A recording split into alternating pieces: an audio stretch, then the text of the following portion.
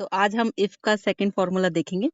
इसमें क्या होता है कि जैसे हमें मान लो कि मार्क्स दे रखे हैं और उसमें हमें ग्रेड हमें मेंशन करने हैं, तो हम वन बाय वन करके तो नहीं करेंगे।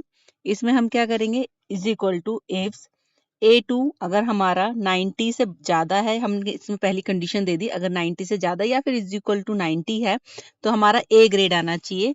जैसा कि मैंने कहा कि इन्वर्टेड कॉमा में जो आता है वो हमारा रिजल्ट हमें जो चाहिए वो होता है। ऐसे ही फिर कॉमा लगा के हमने सेकंड कंडीशन ये लगा दी कि भाई A2 में अगर 75 से ज्यादा है या इज इक्वल टू 75 है तो हमें B चाहिए।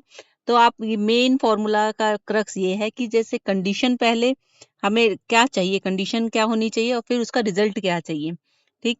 और फिर ये हमारा पूरा जो लूप है ये हमें क्लोज होना चाहिए। जैसे कि हमने लास्ट में देख सकते हैं A2 इज स्मॉलर देन 40 और अगर 40 से कम है तो हमें उसका रिजल्ट चाहिए फेल।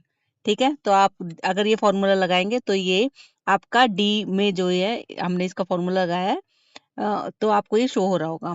अब सेकंड एग्जांपल है, सेकंड एग्जांपल में जैसे 20% बोनस ये 10% बोनस ये, तो हम वन बाय वन तो नहीं करेंगे।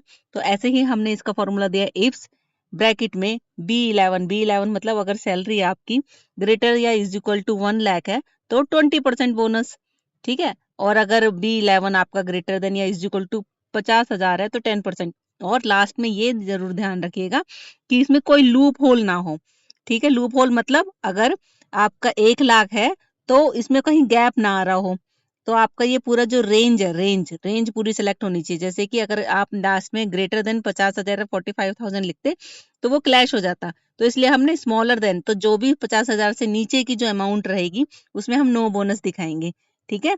तो आई होप आपको ये समझ आया होगा। Subscribe for more videos.